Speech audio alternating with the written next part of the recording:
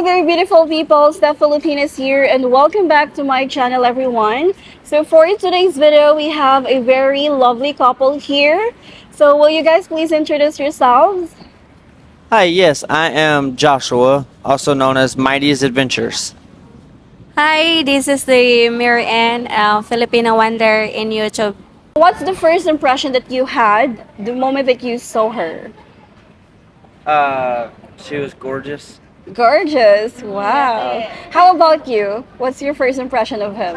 My first impression of him, I like in the beginning, like when he messaged me, I thought like he's one of the simp, when trying to get trying to, sending some messages, because that was like at first it was kind of weird, like offering someone, like offering me to go to US, and then I was in the press that time. I'm going to a Australia, but the thing is, it doesn't work out on my um, plans going to Australia because I need 1.4 million pesos. But I can loan that through the agency, but I don't want to have that much amount that, that I need to pay, because it's a lot of money. Have you ever thought before that you didn't want to like date someone on YouTube, like has a huge social media presence because you might be feel threatened in the long run in your relationship?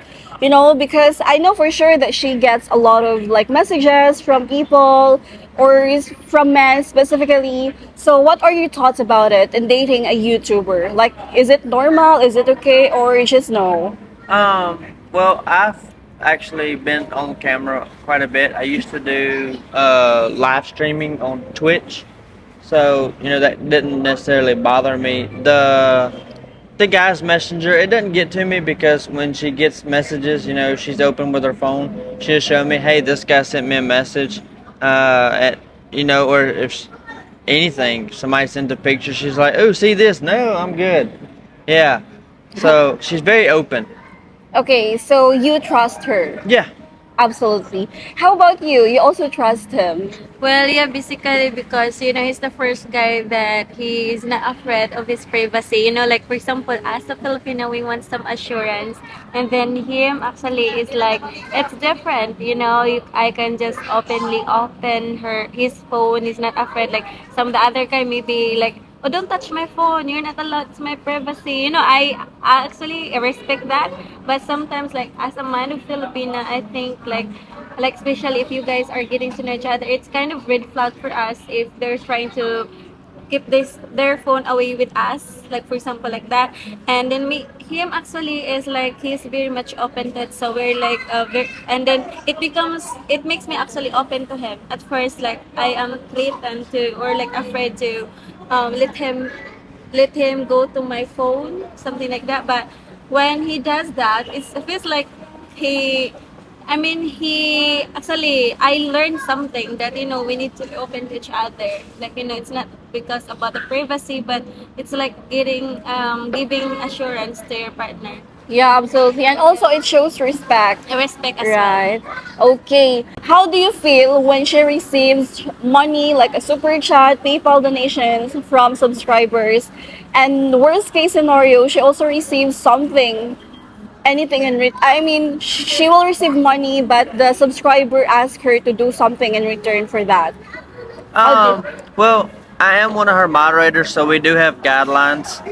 And as a moderator and as the boyfriend, if someone wants to send her money, it doesn't bother me because she typically uses it for like doing projects, whether it be the feeding the orphanage or passing out school Yeah. supplies to the kids or helping people that struggling families.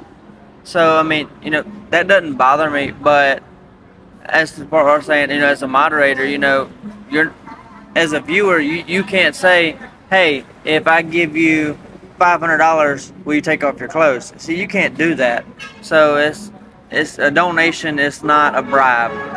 Yeah. So yeah, it's no obligation. You're doing a donation. You're not paying. She's not property. You can't pay for her. Okay. Yes, and then anang I will going to add to that. Like most of the people, like especially they knows that I'm in a relationship already. Like they send something on my people as help, but there is no message that they want something in return. Most of them they are genuinely wanted to help. Yeah. Okay, that's good. All right, so how is it like being with a Filipina? You know, with all this tempo, with all these misconceptions going on between interracial relationship, a foreigner and Filipina. So how is it feel like to be with a Filipina? It is definitely something to get used to. We have Tempo Tuesday and Fight Friday.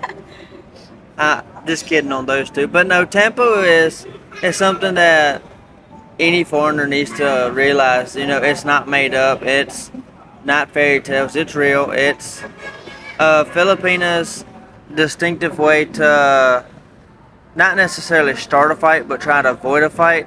So I guess you say my advice to those people is when your Filipina gets tempo, just sit down and shut up. Let her tempo. Just shut up. Like, I'm not being rude. I learned. You know, I'm a communicator. I want to talk. It just makes it worse. It's just best to let her sleep. She'll wake up in a better mood later. But yeah, other than that, you know, there's not really much of a culture shock to me because I've done a lot of research. I've been here before. So overall, I like it here. And yeah, Yeah, and then actually, like me, he knows me that I don't like to talk when I'm in tampo because I'm not gonna say things that it's kind of very, like hurtful kind of things. You know, I'm not gonna say that. So that's the reason why I told him like if I am having that kind of mode, please stop bothering me. Like give me time because like when he will going to give me a time. I want to go somewhere like sit down or like just going in bed, just trying to some scroll in social media until I'll get better, and then after that we can talk. You know, Yeah. because but it doesn't mean that it will gonna take 5 days or like more days. You know, until I will going to talk to him again. But this is like an hours. Yeah. Yeah. And you know what? It's actually normal for couple, especially if you are really serious with each other. So you will get to really experience all this kind of, situation. But as long as you both are willing to fix it and you will not pass few weeks or months to resolve it, then that's what matters, right? Have you faced any language barriers and how do you communicate effectively to each other? oh, I got this. So when she gets mad at me and okay, say a sample phrase when you get mad. O, di ka, pisti ka? Baka buga buga. No, invalid. I'll do that. Like when she gets mad at me and starts speaking in tempo, I was like, I don't understand you. That's invalid. And then it either A, makes her laugh, or everybody else in the room laugh, or B, makes her even madder. But then she laughs afterwards. So yeah. Okay. Well, some of the other actually barriers is like the way he communicate at the beginning. Like it's kind of rude to me. Like he said, ha, like that, like this, because like us, when someone do this, kind of rude to us, disrespectful. So it's like, I will gonna leave you if you were gonna do it again because it's kind of like I don't like to have a guy like that. And then he eventually just been trying to compromise in regards to that, and me too, like the way he talks. So we kind of understanding, like, especially we came into different cultures. Yeah. The what scared her was I talk with my hands. I'm struggling right now because I'm holding the microphone, but I talk with my hands. I move my hands. If I'm saying, "Oh, it's over there," I'll do that, and that kind of scared her a little bit. And also, like I guess you say, like tone of voice.